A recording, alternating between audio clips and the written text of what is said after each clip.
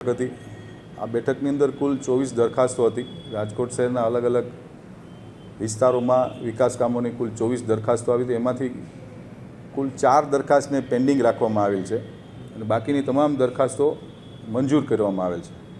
કુલ આજની સ્ટેન્ડિંગ કમિટીની બેઠકની અંદર 162,67,77,000 જેવી રકમના ખર્ચે રાજકોટ શહેરના અલગ અલગ વિસ્તારોની અંદર વિકાસ કામોની આજે ભારતીય જનતા પાર્ટીના સૌ કોર્પોરેટરોએ આજની આ સ્ટેન્ડિંગ કમિટીમાં મંજૂરીની મહોર આપવામાં આવી છે। એક દરખાસ્ત 3 નંબરની દરખાસ્ત છે, જે સૌરાષ્ટ્ર શૈક્ષણિક અને સેવા સમાજ ટ્રસ્ટની લીઝ ઉપર શાળા આપવાની જે દરખાસ્ત છે, એમાં વધુ અભ્યાસ અર્થે એ દરખાસ્તને પેન્ડિંગ રાખી છે।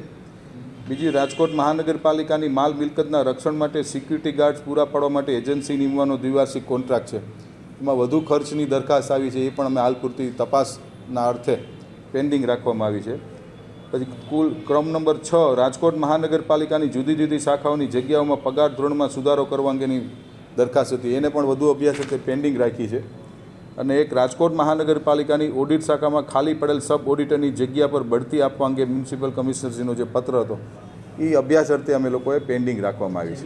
એમાં વિષય ખાલી એટલા પૂરતો છે કે જે સંસ્થાએ છે માસિક 251 રૂપિયાના ભાડાથી અમારી પાસે એને ડિમાન્ડ માગણી કરી છે, એ ઇન્ફ્રાસ્ટ્રક્ચર અને જગ્યા મહાનગરપાલિકાની છે, પરંતુ રાજકોટ મહાનગરપાલિકા દ્વારા ધ્યાનમાં આવ્યું છે કે ત્યાં વિદ્યાર્થીઓ પાસેથી પૈસા લેવામાં આવે છે અને કુલ વાર્ષિક 1,69,00,000 જેવો એને ફીઝની આવક છે। જ્યારે કોમર્શિયલાઇઝેશન જ્યારે થતું હોય ત્યારે રાજકોટ મહાનગરપાલિકા ટોકન દરે ક્યારેય મિલકત આપી ન શકે, એના માટે વધુ અભ્યાસ અર્થે આ દરખાસ્તને પણ પેન્ડિંગ રાખીને આવતી સ્ટેન્ડિંગમાં નિર્ણય કરવામાં આવશે।